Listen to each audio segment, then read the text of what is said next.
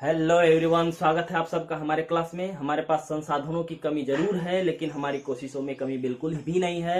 तो चलिए इसी क्रम में आज हम लोग पोलिनोमियल चैप्टर्स को आगे बढ़ाते हैं। आज हम लोग उसके आगे के सेक्शन को पढ़ते हैं। ये पोलिनोमियल के बारे में जब हमको बढ़िया से जानना पड़ता है तो हमें सबसे पहले उसके स्टैंडर्ड फॉर्म को देखना पड़ता है। स्टैंडर्ड फॉर्म जो होता है वो डिग्री के अकॉर्डिंग होता है, और स्टैंडर्ड फॉर्म में सबसे बड़ी चीज का ध्यान यह रखा जाता है कि उसमें हाईएस्ट डिग्री को सबसे पहले, उसके बाद उससे लोअर, उसके बाद उससे लोअर और अंत में लोवेस्ट डिग्री को लिखा जाता है। जैसे कि हम लोग देखें कि जिस पोलिनोमियल की डिग्री 1 होती है उसको लीनियर पोलिनोमियल कहा जाता है। तो यहाँ पे लीनियर पोलिनोमियल का स्टैंडर्ड फॉर्म होगा ए एक्स प्लस बी। यहाँ पे ए एक्स प्लस बी हम देखेंगे, ए एक्स प्लस बी को भी समझ लिया जाए तो ए एक्स प्लस बी जब देखेंगे तो ए हमारा है कोफिशिएंट, एक्स है हमारा वेरिएबल और बी हमारा कांस्टेंट। तो इसी प्रकार से लीनियर पोलिनोमियल का हमारा स्टैंडर्ड फॉर्म होता है। इस फॉर्म में हम लोग लिखने की किसी भी लीनियर पोलिनोमियल को लिखा जा सकता है। क्वाड्रेटिक पोलिनोमियल की डिग्री 2 होती है और इसका स्टैंडर्ड फॉर्म होता है x square plus b x plus c. A जो है हमारा कोफिशिएंट है एक्स स्क्वायर का, बी जो है कोफिशिएंट है एक्स का और सी हमारा जो है वो कांस्टेंट टर्म है। इसके बाद क्यूबिक पोलिनोमियल आती है।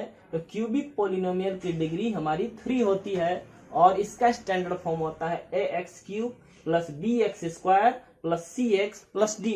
यहाँ पे ए बी सी और डी डिजिट्स हैं, डिजिट्स हो सकते हैं 1 2 3 4 या हमारे माइनस में भी हो सकते हैं। तो ए जो है हमारा एक्स क्यूब का कोफिशिएंट है, बी जो है एक्स स्क्वायर का कोफिशिएंट है, सी जो है हमारा एक्स का कोफिशिएंट है और डी एक कांस्टेंट टर्म है। तो इस तरह से बाई क्वाड्रेटिक पोलिनोमियल्स भी होते हैं, लेकिन हमें इस स्टैंडर्ड तक सिर्फ हमारे क्यूबिक पोलिनोमियल्स के भी बारे में जानना है। क्यूबिक पोलिनोमियल्स से ही हम जान जाएंगे तो हमारी पूरी जो नीड्स हैं वो पूरी हो सकती हैं। इसके बाद हम लोग को जीरोज ऑफ पोलिनोमियल के बारे में जानना है। तो जीरोज ऑफ पोलिनोमियल में एक्स का वैसा वैल्यू होता है जो पूरे पोलिनोमियल के वैल्यू को 0 बना देता है। तो यहाँ पे मान लीजिए कि हमारा एक पोलिनोमियल, इसका नाम हमने एफ एक्स रखा है और ये हमारा पोलिनोमियल का फॉर्म है 2x प्लस 5। ये हमारा लीनियर पोलिनोमियल है क्योंकि इसमें डिग्री 1 है। तो अगर हमें इसका जीरोज निकालना है, काफी इंपॉर्टेंट चीज है, इसको समझ लेंगे हम लोग। तो जीरो निकालना है तो पूरे पोलिनोमियल के इक्वल टू हम 0 लिख देते हैं और इसके बाद x का वैल्यू हम कैलकुलेट करते हैं। तो 2x इज इक्वल टू यहाँ पे हो जाएगा -5 और दैट इज फिर फर्दर जब हम इसको कैलकुलेट करेंगे तो x का वैल्यू आएगा -5/2।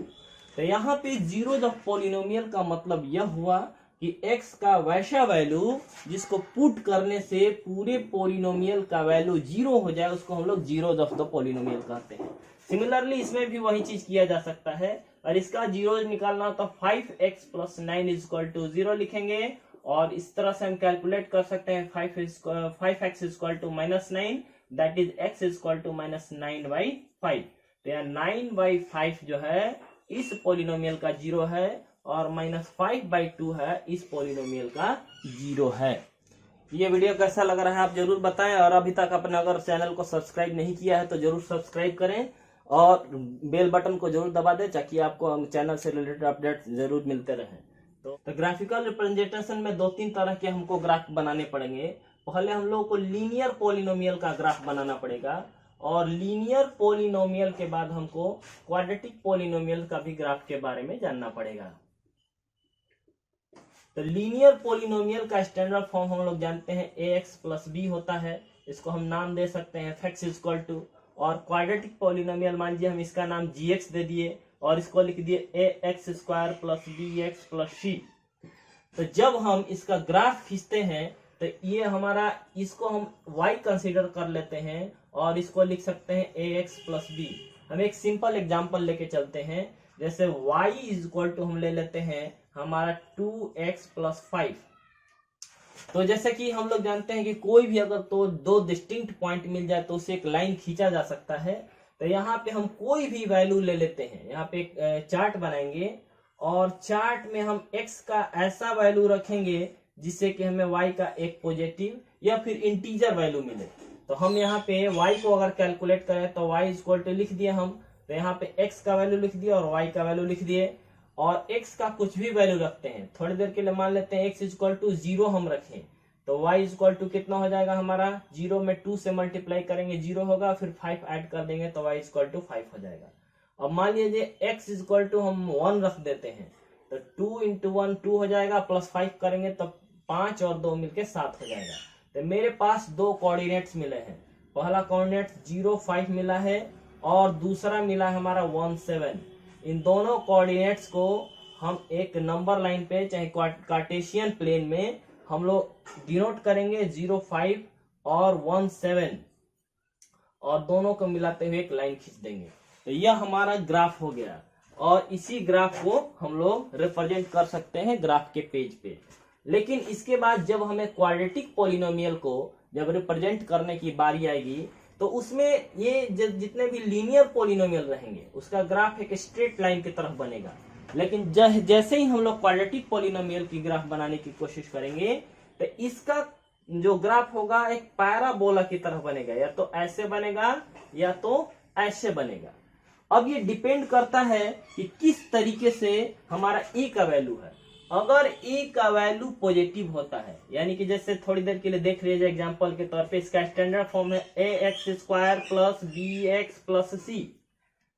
अगर थोड़ी देर के लिए एक एग्जांपल लिया जाए 2x² प्लस 3x प्लस 5, यहाँ पे a का वैल्यू यानी कि a के जगह पे यहाँ पे 2 है, 2 पॉजिटिव में है, तो इसका जो ग्राफ हम खींचेंगे ये ओपन अपवर्ड होगा, यानी ऊपर की तरफ खुला होगा। और दूसरा एग्जांपल ले लिया जाए -3x² प्लस 2x प्लस 3, तो इसमें a का वैल्यू निगेटिव है, तो इसका डाउनवर्ड की तरफ रहेगा। दो तरह के पैराबोला बनेंगे। अब इसमें जब ग्राफ बनाएंगे तो हमको ये ग्राफ के द्वारा ही हम देख के बता सकते हैं कि इसके कितने जीरोज बनेंगे।